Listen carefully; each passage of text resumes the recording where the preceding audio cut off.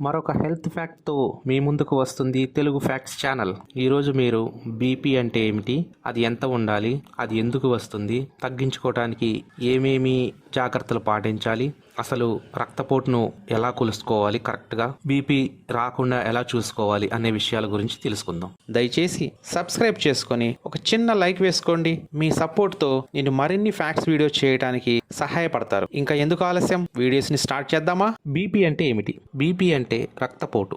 ఇది మీ ఆర్టరీస్, ధమనులలో రక్తం యొక్క ఒత్తిడి. మీ గుండె నిమిషానికి 60 నుండి 100 సార్లు, రోజుకు 24 గంటలు మీ ధమనులకు రక్తాన్ని పంపు చేస్తుంది. రక్తపోటును 120/80 వంటి 2 సంఖ్యలుగా నమోదు చేయబడుతుంది. 120 అధిక సంఖ్య, సిస్టాలిక్ రక్తపోటు. సిస్టాలిక్ రక్తపోటు అంటే ఇది మీ గుండె రక్తాన్ని పంపు చేసేటప్పుడు ధమనులలో ఉండే ఒత్తిడి, అంటే ఆర్టరీస్లో. 80 అంటే తక్కువ సంఖ్య, ఇది డయాస్టోలిక్ రక్తపోటు. అంటే ఇది మీ గుండె తదుపరి బీట్కు ముందు విశ్రాంతి తీసుకున్నప్పుడు ఉండే ఒత్తిడి. ఈ బీపీ అనేది మీ యొక్క పొజిషన్, వ్యాయామం చేస్తున్నారా లేదా ఒత్తిడి లేదా నిద్ర సరిగ్గా లేకపోవడం వంటి విషయాల మీద మారుతూ ఉండవచ్చు. మనకి అధిక రక్తపోటు అంటే హై బీపీ ఉందో లేదో అని నేను ఎలా తెలుసుకోగలను? మీ రక్తపోటు చాలా ఎక్కువగా ఉందో లేదో తెలుసుకోవడానికి మీ బీపీ అంటే రక్తపోటుని తనిఖీ చేయడం, అంటే చెక్ చేసుకోవడం ఒక్కటే మార్గం. మీరు ఆరోగ్యంగా మీకు అనిపిస్తున్నప్పటికీ ఫ్రీక్వెంట్గా బీపీ చెక్ చేయించుకోవడం చాలా ముఖ్యం.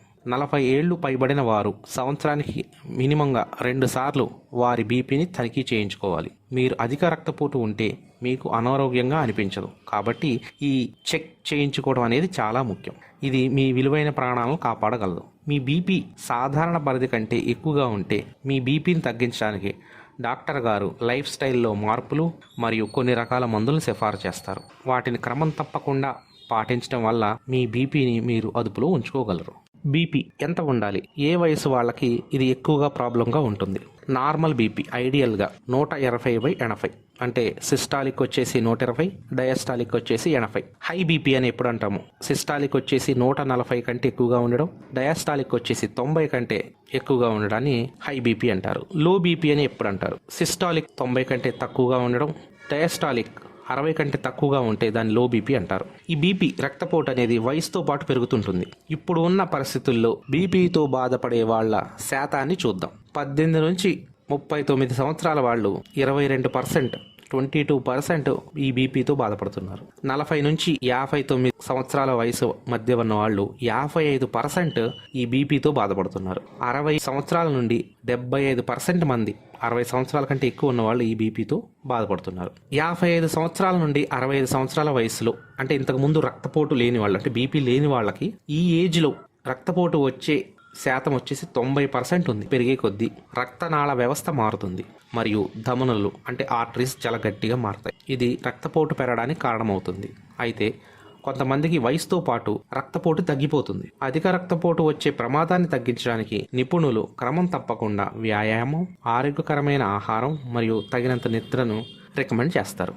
బీపీ రక్తపోటును కొలవడానికి సరైన మార్గం మీరు పాటిస్తున్నారా లేదా ఆ విషయాలు తెలుసుకోండి. మీరు హాస్పిటల్లో చెక్ చేయించుకుంటున్నారా లేదా మీరు ఇంట్లోనే చెక్ చేసుకుంటున్నారా? ఇప్పుడు చెప్పబోయే పద్ధతిని పాటించండి. అప్పుడు మీకు సరైన రక్తపోటు అంటే బీపీని కొలుసుకోవడం తెలుస్తుంది. మీరు మీ రక్తపోటును తెలుసుకోవడానికి 30 నిమిషాల ముందు ఏమీ తినవద్దు, ఏమీ త్రాగవద్దు. మీ రక్తపోటును తీసుకోవడానికి ముందు మీ మూత్రాశయాన్ని ఖాళీ చేయండి. 5 నిమిషాల ముందు మీరు మీ బ్యాక్ అంటే వీపుకు సపోర్ట్ ఇస్తూ సౌకర్యవంతమైన చైర్లో కూర్చోండి.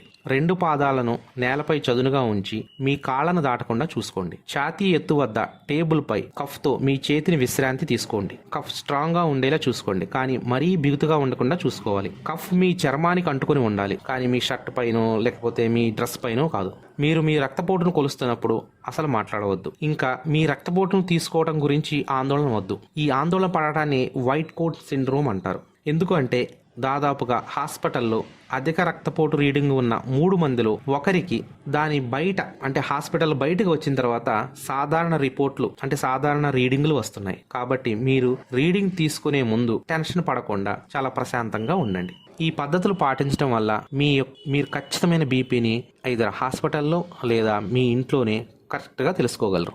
అధిక రక్తపోటు లేదా హైపర్ టెన్షన్ వల్ల వచ్చే ఆరోగ్య సమస్యలు.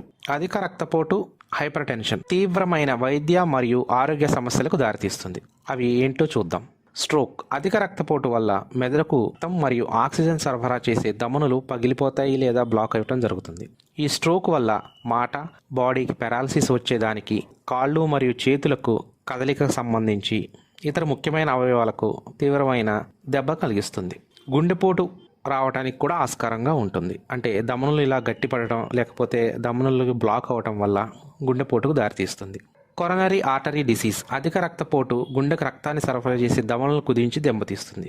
మూత్రపిండాలకు సమస్యలు లాంగ్ టర్మ్లో మూత్రపిండాలు దెబ్బతీయడానికి కూడా దారితీస్తుంది. కంటి సమస్యలు ఈ వచ్చేదానికి అంటే దృష్టి నష్టానికి కూడా దారితీస్తుంది. ఇంకా జ్ఞాపకశక్తి కోల్పోవటం, ఇంకా ఇతరత్ర చిన్న చిన్న సమస్యలు లాంగ్ టర్మ్లో ఇప్పుడు వరకు చెప్పుకున్న వాటికి చేస్తే, షార్ట్ టర్మ్లో అయితే మీకు కళ్ళు తిరగటం, తేలికపాటి నొప్పి, తీవ్రమైన తొలినొప్పి రావడం, ఇంకా శ్వాస తీసుకోవడంలో ఇబ్బంది, ఛాతీ అంతా అసౌకర్యంగా ఉండడం, నొప్పి లాంటి సమస్యలు ఉంటాయి.